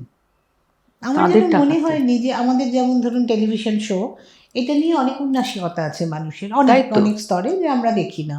হয়তো দেখেন, ক্রিটিসাইজ করছেন, কিন্তু বলছেন দেখি না। এর কাছ থেকে শুনলাম, আমার মা দেখেন, এরকম এরকম বলেন, যেন মায়ের দেখার দামটা কমে গেল আর কি, তাই মা তো। সমাজে অপাঙ্ক্তেয়। আমি সাধারণ মানুষ দেখেন, তারা এরকম হিপোক্রেসি করেন না। আমার মনে হয় কোথাও অঞ্জলির ক্ষেত্রে সাধারণ জনগণ যারা, তাদের সাপোর্টটা অনেক বেশি। অনেক বেশি। আপনি বিশ্বাস করুন, আপনি যা বললেন, খুব অভিজাত ক্লাবে আমার যা একটা আমার গয়না পড়ে গেছে, তাকে জিজ্ঞেস করছে, মা কী সুন্দর কোত্থেকে কিনলি রে? তো বলেছে অঞ্জলি। বাবা, অঞ্জলি, অঞ্জলি সোনা কীরকম হবে? তোর অবশ্য আত্মীয়। তখন ও বলেছে, কেন? হলমার্ক করা গয়না তো। থামতো, ও ঠিক গোঁজামিল দেয়। খুব অভিজাত ক্লাবে যিনি বলেছেন, তিনিও খুব অভিজাত, তিনি পারসেপশনটা খুব কিরকম? অভিজাত, কিন্তু তিনি বলছেন, আমি কিনলে অমুক দোকানেরই কিনি, আমি বাবা অঞ্জলি ফঞ্জলিতে যাই না। অঞ্জলি ফঞ্জলিতে আসতে হবে না, কিন্তু অঞ্জলিতে 33 লাখ টাকা 50 লাখ টাকা গয়না লোকে কেনেন। হ্যাঁ, সেটাই কেনেন না, বলছি, তারা সাধারণ মানুষ, একদম একদম। কিন্তু তারা ওই টাকার গয়নাই কেনেন। মেদিনীপুর বলুন, বহরম, কেন আপনার কলকাতাতেও কেনেন। তারপরে এই যে হালকা ডিজাইনের যে মানে হালকা গয়নার সেটা নিয়ে প্রথম একটা শুনেছি। অদ্ভুত সুন্দর ডিজাইন। হ্যাঁ, প্রথম এটা যখন আমরা বিজ্ঞাপন করি, আমার মনে আছে যে আমরা ছোট ছোট ছোট ছোট করে ছবি দিয়ে দিয়ে দাম দিয়ে দিয়ে করেছিলাম। তখন স্বনামধন্য জুয়েলাররা অনেকেই বলেছিলেন, ওই তো এবার উনি এখন দশকর্মা ভাণ্ডার খুলে বসেছেন। হ্যাঁ, আজকের দিনে দাঁড়িয়ে এখন তো সবাই তাই বিভিন্ন করছে। লাইটের গয়না, আমি নাম করছি না, বিভিন্ন লাইট, অমুক লাইট তমুক লাইট গয়নার ওপর বিজ্ঞাপন হচ্ছে। হ্যাঁ, আপনাকে সময় সময় চলতেই হবে, সময় বড় কঠিন জিনিস, সময় কঠিন এবং সেই জিনিস, সময় সময়টা বোধহয় শিখিয়ে দেয়, মাথাটা ঠান্ডা রাখতে হয় না, সময় শিখিয়ে দেয়। নিজেকে ফোকাসড রাখতে আমার হয়। হাসি পায়, আমার কিছুই লাগে না, আমার হাসি পায়। আমি এই এই ক্রিটিসিজম নিয়েই তো আমি বড় হয়েছি। যখনই ক্রিটিসিজম হয়েছে আমি সেই চ্যালেঞ্জটাকেই তো নিয়েছি, এবং তাই সেটাই জন্যই তো আমি সাকসেসফুল বড়। হয়েছে। আমি সেই জন্যই এইটা আমার বলা মনে এই করি। কারণে যে অনেক মানুষ তো শোনেন, দেখছেন হ্যাঁ, যারা, হ্যাঁ, তাদের ক্রিটিসিজমে কোথাও ভেঙে একটা- পড়লে হবে না, হ্যাঁ, এইটা বলুন ওইখান আপনি। থেকেই নিজেকে তুলে ধরতে হবে। আমি এটা কিন্তু আমার ছেলে মেয়েদেরও বলি, ওরাও অনেক সময় রেগে যায়, এই বলেছে, আমি বলেছি তো কী হয়েছে, ওইখান থেকে নিজেকে তুলে ধরবি, হুম। ওইখান থেকে বলবি। আমার চেহারা নিয়ে কিন্তু খুব ক্রিটিসিজম ছিল এক সময়, ছোট থেকে। মানে আমার ফ্যামিলিতে আমি সব থেকে রং ময়লা, আপনি কুকুর কেন মেয়ের ময়লা বিয়ে বলছেন? হবে আমি তো না। কোথাও দেখতে না পাচ্ছি এখন তো নারকোল তেল মাখা, শশার রস মাখা, সব কিছু চলছে, এখন তো আর রোদে খেলা নেই।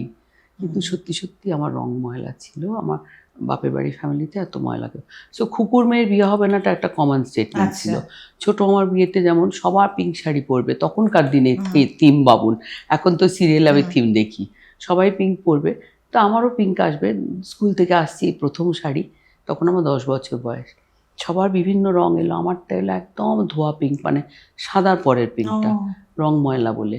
আমার ছোট ভাই, এগুলো আমার ভাই যে এখন আমার পিটোপিটি, সে বলে দেবে অরিন্দম।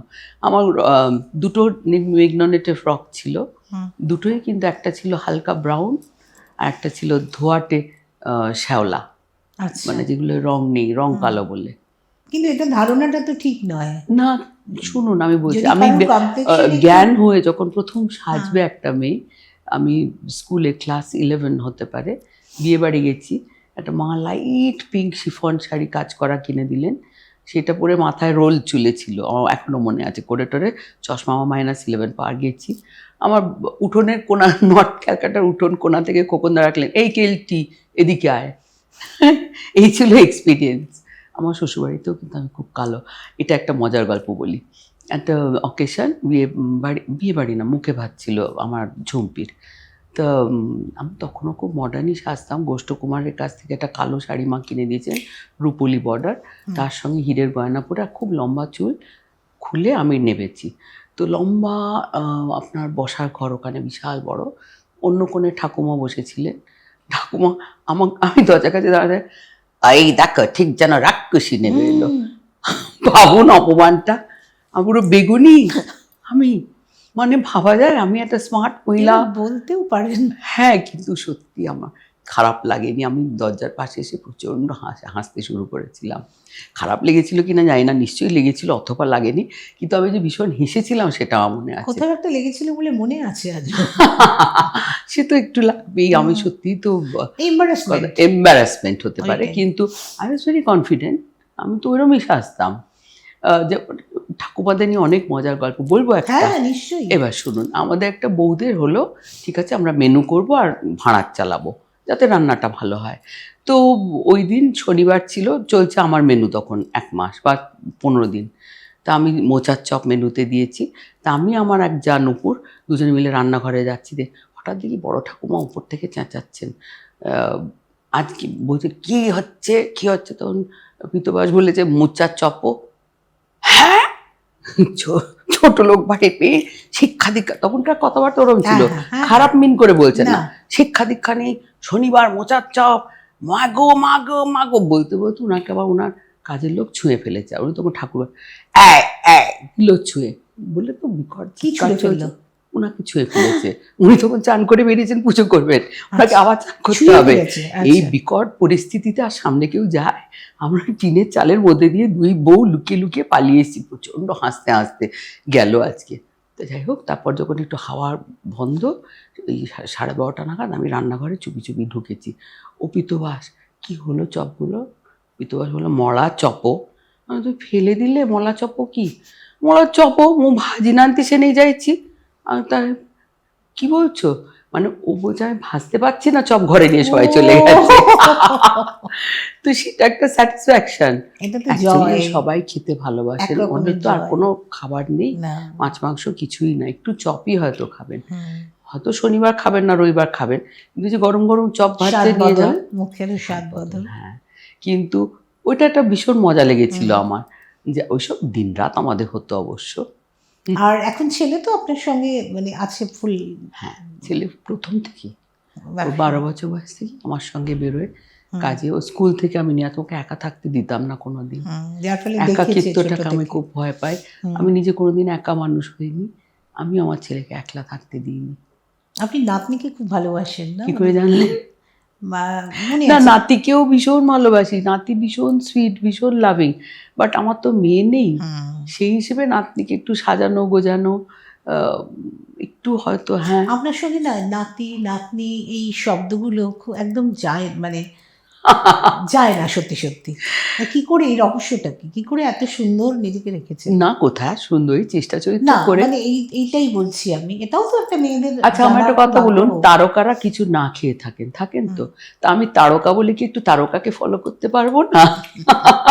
এই রূপ রহস্য বলছি একদম। রূপটা কোথায়? আর রূপ নেই। না তবে রূপ তো মনে আছে, তার রিফ্লেকশন হচ্ছে, কিন্তু দেখতেও যে এরকম লাগছে, তো সেটা না কি করে? এটা ঠিক, আমি একটু যত্ন করি নিজে। আমি নারকেল তেল শশার রস এগুলো মাখি এতে রেগুলার। কি হয়? এতে আপনার ওই ট্যানটা কেটে যায়, কালচে ভাবটা কেটে যায়। আচ্ছা, আর দক্ষিণী ভারতে যারা, তারাও কিন্তু এই নারকেল তেলই মাখেন। নারকেল তেলটা খুব নারকেল তেলটা স্পেশাল হতে হয় হ্যাঁ কি? হ্যাঁ, না না আমার তো বাগান থেকে নারকেল আসে, ও, সেই থেকে ফুটিয়ে এর থেকে তেল বার স্পেশাল করি। আর কি হবে? আচ্ছা, ওই তেলের সঙ্গে ওই তেলের সঙ্গে একটু শশার রস, একটু টমেটোর রস, এটা মিশিয়ে আমি রেগুলার, পেঁপে, এটা কিন্তু আমার পাকা রেগুলার। পেঁপে না গাছের হ্যাঁ পেঁপে? পাকা পেঁপে, আচ্ছা, এটা আমার রেগুলার এটা একটা প্যাকের মতো? প্যাকের মতো, মুখে আচ্ছা, শুধু না সারা গায়ে। খুব তার কাজ সঙ্গে হয়তো দেয়। হ্যাঁ মুসুর ডাল গুঁড়ো, একটু কমলা লেবু খোসা গুঁড়ো, সব একসঙ্গে? সব একসঙ্গে বাহ, এটা তো দারুণ মিশিয়ে, জানা হ্যাঁ হলো এটা একটা। একটা, এটা মানে চামড়ার পক্ষে খুব ভালো। ভালো। স্কিন চকচকে থাকে, নরম থাকে, বলি রেখা হয় না। আর খাওয়া দাওয়াটা এরকম একটা অদ্ভুত সুন্দর তৈরি চেহারা কি করে রইলো? না খাওয়া দাওয়াটা আমি চিরকালই একটু রেস্ট্রিক্টেড ডায়েট থাকি। খুব যে বিরাট খাই সেটা খাই না। সে তো বোঝাই যাচ্ছে। না সকালের দিকটা খাই, রাত্রির দিকটা একটু কমিয়ে দিই খাওয়াটা। মানে একেবারেই খান না রাতে? না খাই, একটু খুব হালকা খাই। আর বাড়ি ফিরে 2 গ্লাস চা খাই, খিদে পায় না আর। সন্ধ্যের পরে আর খান না বোধহয় না? না 7:30টার পর খাই না, খিদে পায় না? ওই চা খাই, লিকার অভ্যেস চা। হয়ে গেছে। অভ্যেস হয়ে গেছে। আর সমস্ত কিছু খান মানে ভেজ নন ভেজ? না আমি খুব মাছ কোনোদিনই দেখুন ছোটবেলা থেকে আদর করে মাছ খাওয়াতে কেউ শেখায়নি, সত্যি কথা। স্কুল থেকে ফিরলে আমার একলাই খেতে হতো, আমার মামার বাড়িতে খাওয়ার জায়গাটা নিচে। তো আমার দিদিমা পায়ের সমস্যা, উনি নামতে পারতেন না, মা তো একটু ঠাকুর পুজো এইসব নিয়ে থাকতেন, মা সব। তো আপনি বাচ্চা মেয়ে স্কুল থেকে এসে নিশ্চয়ই মাছ ভাত খাবে না বা শুক্তো খাবে না, আমি পুরো থালাটা ধরে দিতাম, আমার পাশেই সব বস্তির ছেলেরা মেয়েরা বন্ধু ছিল, তাদেরকে দিয়ে ছুটে চলে যেতাম উপরে দিদিমার বালিশের তলা। এটা রোজকার নিয়ম, রোজকারই আমি উনি আমার জন্যই রাখতেন নিশ্চয়ই পয়সাটা, 20 পয়সা ছিনিয়ে নিতাম, নিয়ে দৌড়ে দেশপ্রিয় পার্কে গিয়ে আলুর দম অথবা ঘুগনি অথবা যা ফুচকা যা পাওয়া যায় ওটাই খাদ্য। আর রাত্রে তো ঘুমের ঘোরে যা খাবে, বেশিরভাগ দিনই আমার মাইমার জবে থেকে বিয়ে হয়, মাইমা আমার বেস্ট ফ্রেন্ড ছিলেন, কারণ মাইমা সমস্ত অ্যাডাল্ট গল্প শোনানো, রোমান হলিডে সব কিছু। আর মাইমা আমায় পড়াতেন, মাইমার কাছে পড়ে আমি ফিলোসফিতে পাসেও কিন্তু ফার্স্ট হয়েছিলাম। হ্যাঁ তো যাই হোক, তো মাইমা খাইয়ে দিতেন। হ্যাঁ কলেজে আমার তো সেটাই কথা ছিল যে আমি অধ্যাপক হব, আমার সেটাই কথা ছিল, আমি ফ্রেঞ্চ কম্বাইন করেছিলাম। আচ্ছা, সেই জন্য সেটা একটা মজার গল্প বলবো। নিশ্চয়ই। প্রফেসর গয় ভীষণ হ্যান্ডসাম, লম্বা, তো ওনার যে কোনো কারণে বলতে আমার ভালো লাগতো, একদিন বললেন চলুন আপনার সঙ্গে যাব। আমি মনে হচ্ছে সর্বনাশ, এখন ফ্রেঞ্চ বলতে বলতে যেতে হবে। তো যাই হোক উনি তো আমি মনে হয় আমি পাবলিক বাসে যাবো, না আমিও যাব। ভালো, তখন আমার চোখে কিন্তু কন্ট্যাক্ট লেন্স, হার্ড লেন্স, আচ্ছা, কালার নয় হার্ড লেন্স। ওনার সঙ্গে কথা বলছি এরকমভাবে তাকে, বাসের হাওয়ায় লেন্স একটা উড়ে পড়ে গেল। আমি ভগবানকে ডাকছি, ঠাকুর এবার আমি দেখে দেখে নামতে পারবো, এক চোখে তো প্রায় অন্ধ। এটা একটা ভীষণ মজার গল্প। হ্যাঁ, কিন্তু কোনো কিছুই কন্টিনিউ করলাম না, জানেন তো। প্রেম করলাম, পটু বলল না ইউনিভার্সিটি গিয়ে পড়িসনি, বাড়ি থেকে দে। আমি কিন্তু আপনার ওই বলুন ন্যাশনাল স্কলারশিপ পেয়েছিলাম। তাও আমি আমার বারবার শান্তিদি ফোন করেছিলেন, শিবানীদি বলেছিলেন যে তুমি পড়বে না, কিন্তু আমি পড়িনি, কারণ কলেজে ইউনিভার্সিটি না গিয়ে বাড়ি গিয়ে থেকে পড়া না। তখনই কাজে ঢুকলাম, মা বললেন এত ভালো ছবি আঁকিস, বাড়ি বসে না থেকে তুই এই ছবি আঁকাটা বোধহয় ডিজাইনিং এর কাজে লেগে গেছে না? হ্যাঁ, একটা বেসিক কনসেপ্ট তো থাকেই ছবি আঁকলে, কোনটার সঙ্গে কী যাবে, কোনটা রং ভালো হবে।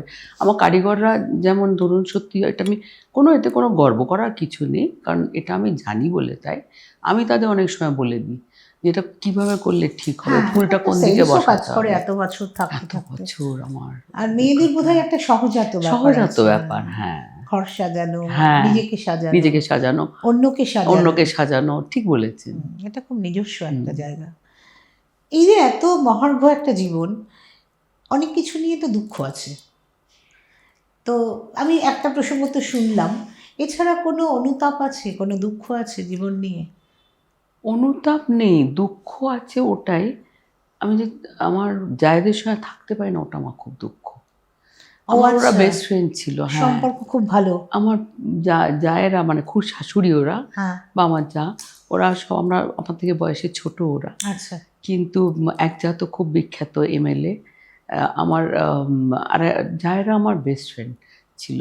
মিস করেন তাদের? ওদের মিস করি, এটা আমার একটা যেহেতু এখন আর ডিপ্রেশন। এক বাড়িতে থাকা হয় না। না, এক বাড়িতে থাকি না আমি।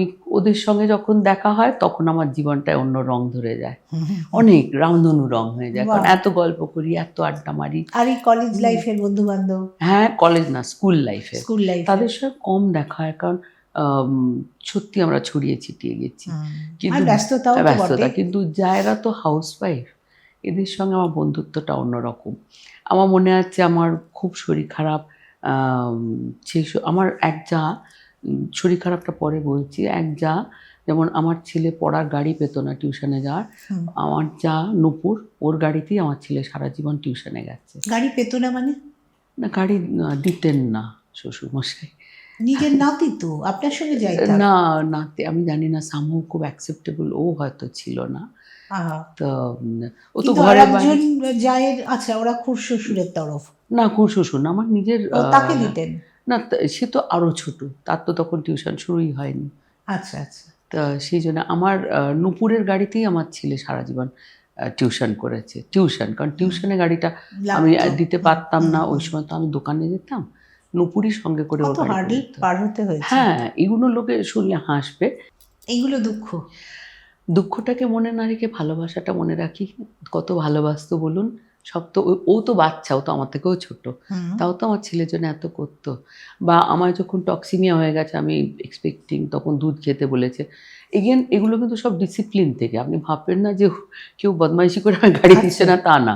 কিন্তু এটা তো পরিবারে কারোর জন্য দেওয়া হয় না, হঠাৎ একজনের জন্য কেন হবে এরকম। তা যাই হোক, তখন বললেন, শুনলাম যে না এত দুধ, কারণ ডাক্তার বললেন নুন খাওয়া যাবে না, দুধ ভাত দুধ। কিন্তু তখন শুনলাম যে না, দুধ এত অ্যাফোর্ড করা যাবে না। আমার যা কুহু, ও কিন্তু আমার দুধের ব্যবস্থা করে দিয়েছিল। অ্যাফোর্ড করা যাবে না মানে এগেন ইটস আ ডিসিপ্লিন, একজনের জন্য এত দুধ আসবে পরিবারে। হ্যাঁ, সাম্যতা। যেমন আমার ছেলের জন্ডিস, তখন আমার মা জন্ডিসে মারা গেছেন অ্যাকচুয়ালি, তার 4 মাসের মধ্যেই আমার ছেলের জন্ডিস। আমার তখন পাগল পাগল অবস্থা। তো সেই সময় আমি আর কোনো কথা শুনিনি। আমি পানুদা, যিনি আমাদের কাজ করতেন, ফ্যামিলিতে কাজ করতেন বলবো না, উনি খুবই, ওনাকে বলেছিলাম ওই ল্যাংলা শিঙ্গি বলে একটা জিনিস হয় ছোট্ট ছোট্ট, আর তার সঙ্গে ছোট্ট চিকেন, তখন 6 টাকা দাম ছিল। ডক্টর দাস হোমিওপ্যাথি, উনি বলেছিলেন তুমি 1 পিস করে চিকেন দেবে, মানে একটা চিকেন 5-6 দিন চলবে, আর একটা করে শিঙ্গি মাছ দেবে ওকে। মানে আমি তো প্রচণ্ড কান্নাকাটি করছি, কারণ মা চলে গেছেন, ছেলের জন্ডিস। তা আমার বর ছিল না, ও তো তখন ভাইজাগে কাজে গেছিলো। ফিরে দেখি প্রচণ্ড চেঁচামেচি হচ্ছে, ভীষণ বকুনি, শ্বশুরমশাই বকছে, চিৎকার করে বকছে। তা আমি ভাবছি কী করলো না করলো, দেখলাম ও উস্কো পুস্কো ঘরে এসে বললো তুমি কি ছেলেকে চিকেন আর শিঙি মাছ খাওয়াচ্ছ না কেন? না, এগুলো তো হয় না, জানো একটা। হ্যাঁ, বাবা বললেন আজ যদি একটা বস্তির ছেলের জন্ডিস হতো, সে কি এগুলো খেত? বাট এটাও কিন্তু একটা শিক্ষা, এটাও একটা শিক্ষা। আমি কোনো কিছুর আধিক্য আমার ফ্যামিলিতে আজও নেই। আজও আমার নাতি যখন আরেকটু ছোট, একদিন খাবার নিয়ে উঠছে, তখন আমরা দোতলায় গল্প করছি, আমি, বৌমা, নাতি নাতনি। তো আমি জিজ্ঞেস করলাম কী খাবার রে? বললো আজকে চিকেন হয়েছে।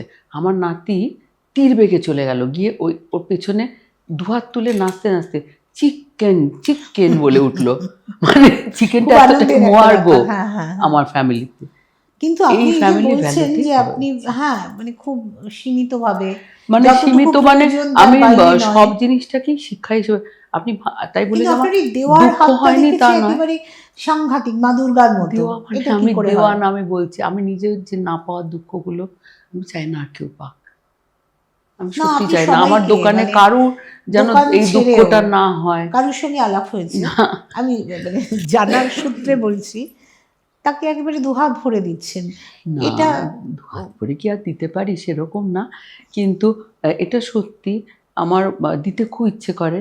আমার খুব ভালো লাগে যে আমার ওই সব কিছু রেস্ট্রিক্টেড ভালো লাগে না, এবং প্রয়োজনে দেওয়াটাও যেমন ভালো লাগে, আমি চাই না কারুর আমার মতন হোক, যে আমি পেলাম না, আমার কষ্ট হচ্ছে, আমার কষ্ট এটা যেন না হয়। আমার দোকানে কোনো ছেলে মেয়ে আমি চাই না সেটা হোক।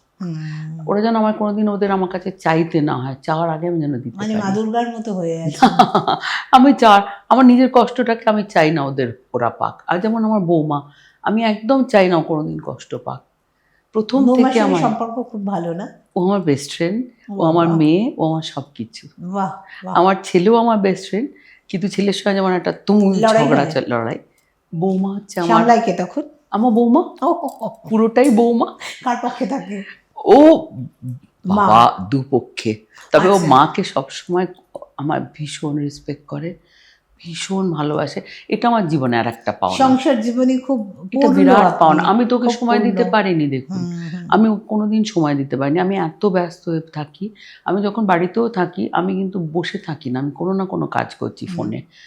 কিন্তু অফিসেরই কাজের ফোন ওটা, কাজে আমি কাজই করি সকাল থেকে, মানে আমি সকাল থেকে ওদের ওয়ার্নিংগুলো শুরু করি, এটা করতে পারি। কাজে আমি সময় দিতে পারিনি। বাজিয়ে রান্না, আমি খুব ভালো রান্না করতাম একসময়, আমি ওকে রেঁধে খাওয়াতে পারিনি। কিন্তু আমার বৌমা আমাকে খুব ভালোবাসে, কোনো অভিযোগ নেই তার জন্য। মা তুমি করলে না, বা মা কোনোদিন করেনি। নাতি নাতনির জন্য সংসার সময় জীবনে দিয়েছি, আপনি খুব পূর্ণ। এই হিসেবে পূর্ণ। হ্যাঁ, যেমন নাতি নাতনির ছোটবেলার শৈশবটা আমি খুব উপভোগ করেছি, যেটুকু সময় বাড়ি যেটুকু আমি বাড়িতে থাকতাম। হ্যাঁ, এই প্রসঙ্গে বলি, রবিবার দিনটা তো নাতি নাতনি আমার সাথে থাকা দিন, উইকডে তো ও সকালবেলা যতদিন ছোট ছিল সকালবেলা আমার কাছে আসতো, এসে মুখ ধুয়ে চান করে রেডি হয়ে খাইয়ে দিতাম, ওর মা খালি স্কুলে নিয়ে যেত। আর ছুটির দিনগুলো আমার কাছে থাকবে। তা একদিন আসছে না দেরি করছে করে বৌমা ওকে নিয়ে নেবে যাবে, তো বৌমাকে ভীষণ বকছি তখন, হ্যাঁ এত দেরি করে। নাতনি পুরো উঠে দাঁড়ালো, দিয়ে কোমরে হাত দিল, দিয়ে বললো, you are scolding my mother, she is crying, how would you ever do that, I'll never come, বলে গটমট করে মার হাত ধরে। বিশ্বাস করে আমি মনে হলো আমি নিজেকে দেখলাম। আমার বাবা কোনোদিন মাকে যদি বকতেন, যবে আমি বড় হলাম, 15.5 বছর বয়সে আমি বাবার বাড়ি গেছি। বাবা তখন মাকে হয়তো কিছু নিয়ে প্রচণ্ড বকতেন, রাত্রির 10টা 11টা 12টা হতে পারে। আমি কিন্তু ঠিক ওইভাবে দাঁড়িয়ে চোখ বড় করে, তুমি মার সঙ্গে এভাবে কথা বলছো, how could you do that, that was exact language. এবং মার হাত ধরে ট্যাঁকে ভাইকে নিয়ে এক হাতে বোনকে ধরে গটগট করে বাড়ি থেকে হেঁটে বেরিয়ে গিয়ে যোধপুর পার্ক টু ল্যান্সডাউন মামার বাড়ি। History repeat the same. আমি ওকে দেখে অবাক হয়ে গেলাম, ও ঠিক একইভাবে চোখ বড় করে আমাকে বলল। তো কিন্তু সে তো খুব ভালোবাসে হ্যাঁ, আপনাকে। এই ভীষণ ভালোবাসে, আমার নাতি নাতনি দুজনে খুব ভালোবাসে আমাকে, খুব ভালোবাসে। মানে আমি খুব, মানে ঈশ্বরের আশীর্বাদ যে এত সাধারণ পরিবারের মতন সুন্দর মতন, আমরা সাধারণ পরিবারই মতন কেন বলবো, যে এত সুন্দর বৌমা ওদের মানুষ করেছে। সাধারণ পরিবার না, সাধারণই পরিবার বোধহয় আর আমরা, বলা- ডালে ভাতে সাধারণ পরিবার সত্যি। মনে মনে সাধারণ আছেন এখনো। আর এই দেখুন, এই যে কখনো কারুর আপনি আপনার কথা বলছি, কারুর বৌমা ছিলেন তো, তারা এখন নেই, কখনো কারোর স্ত্রী, কখনো কারোর মা, কখনো কারোর শাশুড়ি ঠাকুমা, অনেকগুলো রোল আমাদের তো প্লে করতে হয়। বৃত্তটা কমপ্লিট হয়ে গেছে আমার। না, লাইফে আমরা প্রত্যেকটা রোল প্লে করতে করতে যাই, তার বাইরেও আমাদের নিজেদের কাছে নিজেদের একটা পরিচয় থাকে। তা তো বটে। তা আপনাকে দেখলে আমার মনে হয় এই সব কিছু ছাড়িয়ে প্রত্যেকটাতে আপনি পূর্ণ, প্রত্যেকটাতে আপনি হয়তো তবুও বিরাট অপূর্ণতা থাকে জীবনে। হ্যাঁ, মানে এই যে নিজের সঙ্গে নিজে অপূর্ণতা, ঠিক কিভাবে দেখেন নিজেকে আমি খুব, আমার তো মনে হয় আমি খুব আনসাকসেসফুল, অপূর্ণ একটা মানুষ। না আমি ভালো মা, না আমি ভালো মা হতে পারলাম, সময় দিতে পারলাম না, না ভালো স্ত্রী হতে পারলাম, বরকে সময় দিতে পারলাম না। প্যারামিটারগুলো কি? প্যারামিটার আমি কিছুই তো মনে হয় পারলাম না। আর হ্যাঁ, ব্যবসা আমি হয়তো এখনো অবধি যতটুকু সাকসেস, এটা আমার মনে হয় এনাফ নয়। 50টা দোকান, এই জন্যই না আপনি আরো এগোবেন আর কি, কারণ এই যে একটা মানে কি বলবো, অসম্পূর্ণ বোধ রয়েছে, এটাই আপনাকে চালিত করবে। আর একটা কথা আমি একটুখানি জেনেছি বলে বলছি, জানি না এখানে বলা ঠিক কিনা, আপনি জগন্নাথ দেবের ভক্ত। আমি তো নিবেদিত তার পায়ে। হ্যাঁ, এবং একটা সময় আসে যখন আপনি যান এবং খুব তাকে প্রায় নিজেকে উৎসর্গ করার মতো আপনার সমস্ত বেদনা ভেতর থেকে বেরিয়ে আসে। আজও হাওয়া করে কাঁদি আমি, ওখানে গিয়ে পুরো সিঁড়িটা দণ্ডি কাটি। এই কান্নাটা কেন? আমি জানি না, আমি সবসময় বলি আমি যেন আর না জন্মাতে হয়। আমি এত পুণ্য করিনি আমার জন্মাতে হবে না, হয়তো আবার জন্মাতে হয়, কিন্তু আমি যেন ওনার চরণচ্যুত না হই। আপনি কি পরজন্ম বিশ্বাস করেন? আমি সব ভীষণ বিশ্বাস করি, পরজন্ম অবশ্যই আছে। আমি মনে করি আমার এটা একটা জন্ম হতে পারে না। আপনারা জন্মাতে ইচ্ছে করে না? না, এমন আমি অসম্ভব আর মাধুর্যপূর্ণ বন্ধনে যেতে- পৃথিবী, মনে হয় না বারবার আমি আর জন্মাই? বন্ধনে যেতে চাই না, আমি আর কিচ্ছু চাই না। আমি মুক্ত সব কিছু থেকে বেরিয়ে যেতে চাই। আমি সত্যি সত্যি আমি এই যে আমি এবার হরিদ্বার যাবো, কদিন আগে বৃন্দাবন গেছি, আমার যে কী ভালো লেগেছে। আমি নিজের মতো করে ঘুরি, নিজের মতো বসে থাকি। আমি আমার দোকানের তারা আমার ভাইয়ের মতন, ছেলের মতো, তাদের সঙ্গেই যাই, ঘুরি, কিন্তু আমি আমার মতো বসে থাকি, চুপ করে গঙ্গার ধারে বসে থাকি। একটু বোধহয় নিজেকে দেখার সময় পাওয়া যায়। হ্যাঁ, সব কিছু বাইরে। আমি ম্যাডাম নই, আমি অনন্যা নই, আমি বউ নই, মা নই, আমি শুধু আমি। ওইটাই বলতে চাইছিলাম, আমি আমি শুধু আমার আমি হয়ে যাই তখন। আমি আমার আমি হ্যাঁ, চুপ করে। আমি যেমন ছুটির দিন আমি যখন একা থাকতে খুব ভালোবাসি, বারান্দায় বসে চুপ করে বই পড়তে ভালোবাসি। অনেক হয় না পার্টিতে যাবো, যাবো। আমি একসময় খুব পার্টিতে যেতাম না তা নয়, বাট ওই হয় দলে পড়ে আর কি। কোথাও একটা ট্রান্সফরমেশন ঘটে গেছে। হ্যাঁ, বিরাট ট্রান্সফরমেশন ঘটে গেছে, আপনি ঠিকই সেটা বলেছেন। কি আপনার মানে দিন যাপনের সঙ্গে সঙ্গে না জগন্নাথ? না, বলতে পারেন জীবন যাপনের সঙ্গে সঙ্গে। জীবনযাপন। হ্যাঁ, আমার প্রভু আমার মনে, আমার মা, আমার বাবা, আমার সব। হ্যাঁ, দুঃখ তাকে বলি, আমি শুতে যাওয়ার আগে তাকে গুড নাইট বলি, শুভরাত্রি বলি, মা বাবার মতন। মারাত্মক ভরসা। হ্যাঁ, যেমন অনেকে বলে উপোস করে পুজো করা, আমি করি না, কারণ আমার মনে হয় আমি কোনোদিন চাইবো না আমার ছেলে আমার জন্য উপোস করে থাকুক, কোনোদিন না। আমার প্রভু কোনোদিন সেটা চাইবেন না। আমার শ্রীকৃষ্ণ, আমার শ্রীকৃষ্ণ জীবনটা পুরোটাই যুদ্ধের, একদিনও তো শান্তিতে না। কাটাননি। আমি নিজেও আশা করতে পারি না আমি শান্তিতে কাটাবো। যারা না একটু বড় গণ্ডিতে কাজ করে, বড় গণ্ডির জন্য বাঁচে, তারা না খুব সাধারণ মানুষের মতো অত শান্তিপ্রিয়, অত মানে শান্তিপ্রিয় হলেও পাবে না। না, মানে তাদের লড়াই থাকবে, যুদ্ধ থাকবে, প্রতি তাই তো। মুহূর্তে নিজেকে অতিক্রম করার লড়াই। হ্যাঁ, এক্স্যাক্টলি, এটাই সব থেকে বড় একদম। লড়াই। একদম। মানে কালকের আমি থেকে আজকের আমি আরেকটু এগোলাম হ্যাঁ, কিনা। এগোতেই হবে, মানে হ্যাঁ। আমার ক্ষেত্রে আমার মনে হয় এগোতেই হবে। হ্যাঁ। I have to prove a point, যে আমি কারোর কিছু চাইনি, কারোর কিছু নিইনি। আমি যেদিন যাবো কেউ যেন না বলে আমি কিছু নিয়ে চলে গেলাম, ভালোবাসা ছাড়া। খুব ভালো লাগলো অনন্যাদি, কিন্তু আমাদের একটা শেষ রাউন্ড আছে, র্যাপিড ফায়ার রাউন্ড। ভয় করছে এবার। আপনার ভয়? খুব সোজা সোজা প্রশ্ন, এবং এটা আমি কোনো ঝুঁকি নিই না, রীতিমতো দেখে বলি প্রশ্নগুলো, যদি না ভুলে যাই আর কি, যদি ভুলে যাই। আপনারই যা মানে খানিকটা আপনার জগতের প্রশ্ন করি, হিরে সোনা না রূপো? শোনা। আপনি নিজেও তো সোনা, ওই জন্য। প্রেমিক না স্বামী, কে বেশি বিশ্বাসযোগ্য আপনার কাছে? কেউ না। Good answer, good one.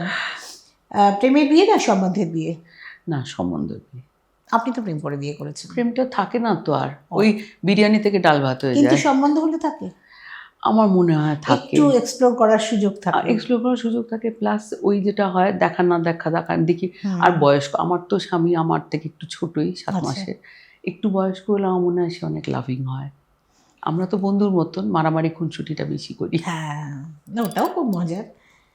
আচ্ছা, কেমন পুরুষ পছন্দ আপনার ব্যক্তি জীবনে? মানে আপনি নিশ্চয়ই এটা বলবেন না যে একদম আমার স্বামীর মতোই পছন্দ। সেটা বললেই ভালো হয়। জেদি না নরম? না, জেদি ভালো। জেদি। জেদি ভালো। দেশ না বিদেশ? দেখি নাই শুধু এক পা পাড়ায়, একটি ধানের শীষের ওপর একটি শিশির বিন্দু। নিজের দেশ এখন বেশি ভালো লাগে, প্রচুর বিদেশ ঘুরেছি, আর না, উত্তর নিজের দেশ দেখিনি। বাহ। আচ্ছা, ক্রিকেট প্লেয়ার না টেনিস প্লেয়ার? ফুটবল। মারাদোনা যেন আরো প্রচুর aggressive হয় কেঁদেছি, না? মারাদোনা যেন ভীষণ কাঁদতাম, আরো অ্যাগ্রেসিভ? অনেক অ্যাগ্রেসিভ। ট্র্যাডিশন না আধুনিকতা? ট্রেডিশন। আপনি কি চেঞ্জ করে গেলেন? আধুনিক থেকে মনে হয় হ্যাঁ ট্রেডিশন, মানে আমার মনে হয় ট্রেডিশন। জীবনে চলার সঙ্গে সঙ্গে এই বদলগুলো আসে। বদলতেছে। আচ্ছা, আপনার ছেলের সঙ্গে আপনার ঝগড়া হয়, খুনসুটি, ঝগড়া মানে খুনসুটি, এই দুজনের ঝগড়ায় আপনি তখন মানে আপনারা কি করেন, মানে কে মধ্যস্থতা করে? একমাত্র বৌমা, আমার জাজ, আমার একটু বৌমা, আগে আমার বন্ধু, শুনে আমার বৌমা, ভাবছিলাম আমার তাই। সাপোর্টার, আমার বৌমা। বাহ বাহ বাহ। কেউ সোনিয়া। দুঃখ দিলে, কেউ হার্ট করলে কি করেন? ক্ষমা করে দেন না প্রতিশোধ ক্রিয়া? না, ক্ষমা, ক্ষমা, একদম ক্ষমা। এটা কি বরাবরই না এই বয়সের সঙ্গে সঙ্গে? না, বরাবর আমি কোনোদিন ক্ষমাশীল। আমার মানে ক্ষমা, আমি ক্ষমা করার কে, বাট ক্ষমা। সাহিত্য না সিরিয়াল? সাহিত্য। তো বই পড়তে খুব ভালোবাসি, তাহলে সিরিয়াল কেন দেখেন? কিন্তু সিরিয়াল না দেখে থাকতে পারে না, এটা আপনার দোষ, আপনি আমাকে টেনে এনেছেন। তাহলে দুটোই। দুটোই। কাকে ভয় পান, ছেলে কাউকে না না, স্বামী? কাউকে না, কাউকে কাউকে না, না। বাহ। একদম না। কেমন সাজ পছন্দ, ইস্টার্ন না ওয়েস্টার্ন? Eastern traditional. এটাও আপনি চেঞ্জ করেছেন মনে Change হয়। করেছি, আমি যতটুকু হ্যাঁ। শুনেছি যে আপনি আগে খুব ওয়েস্টার্ন হ্যাঁ, পরতেন। ভীষণ ওয়েস্টার্ন পরতাম। ওই জীবনযাপনের সঙ্গে সঙ্গে জীবন বোধের হ্যাঁ, ফিলোসফিটা চেঞ্জ হচ্ছে। চেঞ্জ হচ্ছে। হ্যাঁ, আর প্রভুও বোধহয় এর জন্য খানিকটা। খানিকটা নিশ্চয়ই। প্রভুর পায়ে তো আমি নিজেকে সমর্পণ করে দিয়েছি, যা কিছু সব তারই জন্য। আমার সত্যি মা নেই, বাবা নেই, কেউ নেই, কাকে বলবো বলুন? উনি তো আছেন। উনি আছেন। খুব ভালো থাকুন অনন্যাদি, আমাদের ভীষণ ভালো লাগলো। আমরা না খুব সমৃদ্ধ হলাম, আমরা চাইছিলাম। আমার বরং মনে হচ্ছে আমার ভীষণ ভালো লাগলো, আর সত্যি আমার মনে হচ্ছে আমার জীবনে একটা বিশাল পাওনা পেলাম আপনার সামনে বসে। আমি ভাবতে পারিনি যে আমি আর কোনোদিন আপনার সামনে আচ্ছা, দুটো বসতে মানুষের পারবো। এরকম একই রকম অনুভূতি হয়? দেখছি তা- জন্মান্তরের সম্পর্ক হলে হয়। আজ আমরা এখানেই শেষ করছি। আপনাকে আমার অনেক শ্রদ্ধা, অনেক ভালোবাসা। না, শ্রদ্ধার যোগ্য আমি নয়, না, প্লিজ। না, নিশ্চয়ই। আমার শ্রদ্ধা তো- ভালোবাসুন, শ্রদ্ধা তো আমার করা যায়। ভালোবাসলেই আমার ভালো লাগবে। শ্রদ্ধা, ভালোবাসা, সম্মান সব দিলাম আপনাকে। আমিও আমার ভালোবাসা, শ্রদ্ধা, সম্মান আপনাকে দিলাম। নোয়ার গল্প জাহাজে সাবস্ক্রাইব করে, বেল আইকন ব্যবহার করে যে সাবস্ক্রাইব করতে হবে আপনারা জেনে গেছেন। এর মধ্যে আপনারা সাবস্ক্রাইব করে নোয়ার গল্প জাহাজের গল্প শুনুন। নিত্য নতুন গল্পের পসরা নিয়ে হাজির থাকে নোয়ার গল্প জাহাজ। আর তার সঙ্গে বিশেষ একটি বিভাগ, না বলা কথা। নিশ্চয়ই শুনবেন, আপনাদের মতামত জানাবেন। ধন্যবাদ। নোয়ার গল্প জাহাজে শুনবেন এমনই অন্তরঙ্গ আর অকপট কথা। শোনাবেন আপনাদের পছন্দের মানুষ। কান রাখুন নোয়া গল্প জাহাজে, শুনতে থাকুন না বলা কথা, অকপট কথা।